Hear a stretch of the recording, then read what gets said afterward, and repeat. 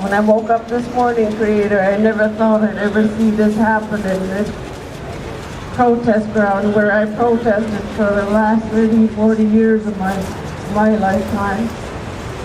And this is like a full circle for me, Creator, something that I really wanted to see.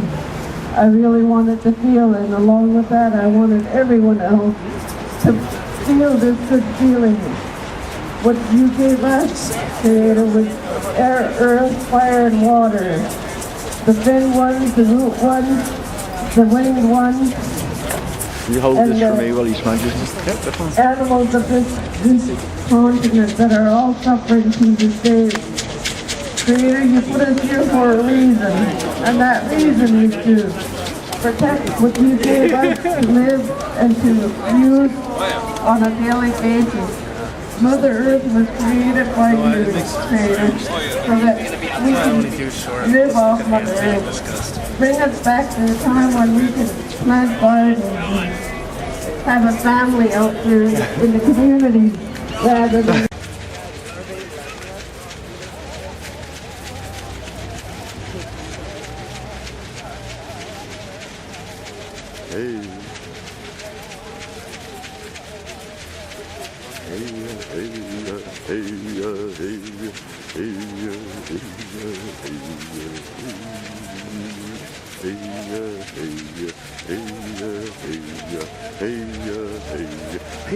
Where oxygen comes from, and at the rate that they're clear cutting it, we will have no more forests. So that's one of the reasons why we believe that we should have a sacred fire, is in honor of the forest, in honor of the watersheds, and all the other things that are in Mother Earth that we want to protect. And again, I like to make sure that nothing will be thrown in this fire except medicine, tobacco, and it's to be honored and protected, and the people that occupy Vancouver will honor and respect our wishes around the fire. And I'd like to say thanks to all of you in Occupy Vancouver for helping us out with our relationship to Mother Earth, because that's one thing that's really missing in most of all the movements that we know of, and that's the there we go. Good afternoon, ladies and gentlemen. I have a few comments I'd like to pass along to you after 22 days now of occupation. First of all, I would like to be most grateful towards the young people, the homeless people, and the fire brigade have all managed to do a pretty good job, with one regrettable exception. Not to pass quickly over that, to look towards the future, and I do believe we all need a little inspiration at this point, because it's a very dark and wet day. But I'd like to just remind some of you that many men spent conditions to give us the degree of freedom that we have in trenches, up to their necks in mud. And I think we should not forget the sacrifice of people that came before us to try and do something to bring about honourable settlement with the Aboriginal people. That they have failed is no reflection on the rest of us who would like to have seen that done many, many years ago. A couple of other issues have come to my attention over this period of time, that efforts to find consensus and to have a general assembly have generally not resulted in the kind of attendance that such an idea might bring about. People say, well, if I can make it for that, maybe I'll know what's going on. Unfortunately, the style and manner which we adopted early on largely becomes infiltrated by people who feel that they have qualities of leadership which generally exceed their capacities to lead. And one of the main reasons is they're not sure where they want to go. And I think for us to have a good philosophy that functions well, I think we have to have a simple philosophy. And a simple philosophy is based around ideas that they gave us at high school for any scientific issue, and that is, you have to have your purpose intact. And I think our purpose is individual and collective enlightenment through peace. And this can be done. Historically, it's not been achieved, but I believe this time around it will be achieved. The second thing that was necessary for this kind of scientific endeavor that I think we are engaged in, purpose, and then the next thing would be principles. What principles do we intend to bring to this? Well, the principles to achieve our purpose, in my view, should be, first of all, peace and harmony and seeking love and understanding from our fellows, and a fundamental principle that we are all equal and different. We're all in the same soup, although we wear different suits, and some of us even have jobs, and some of us are retired. Well, nonetheless, we are all people with our feet on the ground and relying on the heavenly light of Father, Son to give us life. The third thing that we need is, after purpose, after the principles, honesty, trust, and the new word that I've been introducing, not a new word, an old word that I've been introducing, and that is probity. And probity means that we're acting with integrity, honesty, kindness, and love. Probity. So try and remember that word. The last thing after purpose, principles, and program we need are, I didn't mention program. Now, clearly the program has to be, and I have with me in my bag here, a list of so-called, I would say they are, demands. And if you look at this list, you will find everything that upset the general public over the last, 52 years that I've been here, can be attributed to bad management. Now, why do we have to put up with such poor quality of management?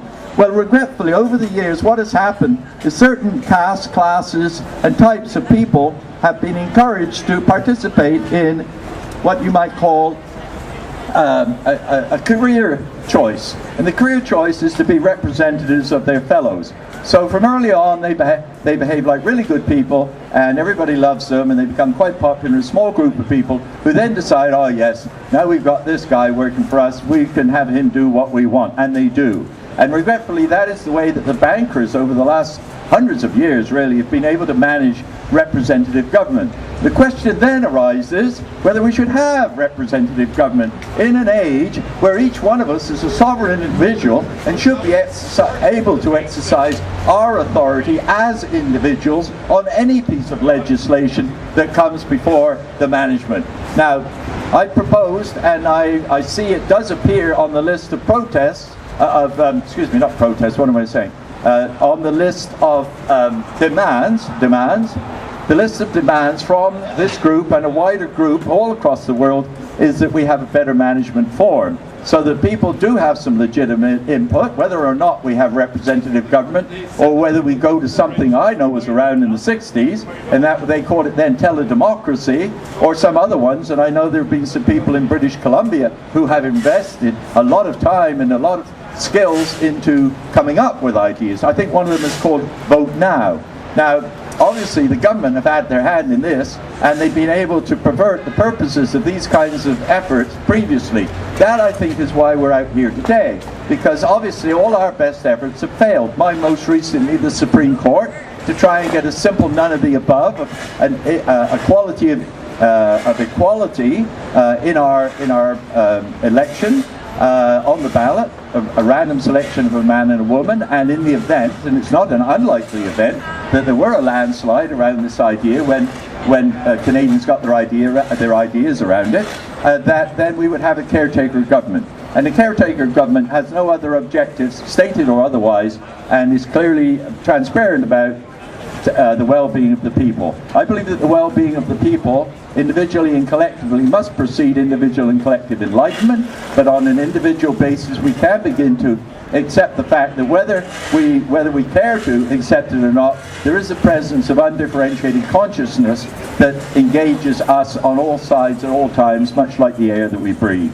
So I would just add this, that regretfully, I think there's been a great deal of infiltration. CSIS have been here very active, and I think we should really look very carefully at those people that claim to have authority by virtue of having degrees in political science, because I think they can be used by forces beyond themselves, like the idea of a $50,000 what can I say, bill for their education being taken care of, and they can be very, very destructive and very, very effective in their destruction. So look carefully around you, see the people that you feel you can really trust, and those you can't, just ask them, can I trust you? And if they ask you that question, say, well, probably not. So I think it's necessary to be a little discriminating about our purpose and our programs and our and beyond that, I think that the movement is on course. We are unfortunately still experiencing bloodletting in the Middle East, and it's now becoming apparent that Bush, Cheney, going back to the Dulles brothers, have had their eyes on taking all that part of the world. Regretfully, our friends to the south have lost their minds, and regretfully our current Prime Minister has also lost his mind, and it would be my recommendation that any further leaders should definitely have their brains read, because now there is something they call neuropsychology, and they can say whether this person is prone to be a lunatic or not. And I'm happy to have my brain read anytime anybody cares to do it for me. Thank you very much. God bless everyone. And one other thing. I am a man of God. I do believe there's a grand order divine that transcends our understanding of it. I believe that sectarian religionism has been used very effectively to divide people from people, and that we should acknowledge, first of all, Mother Earth, Father, Son. We're all surface chemistry. Thank you for your patience, and thank you for your thanks. Thank you. Good night. Yeah, well,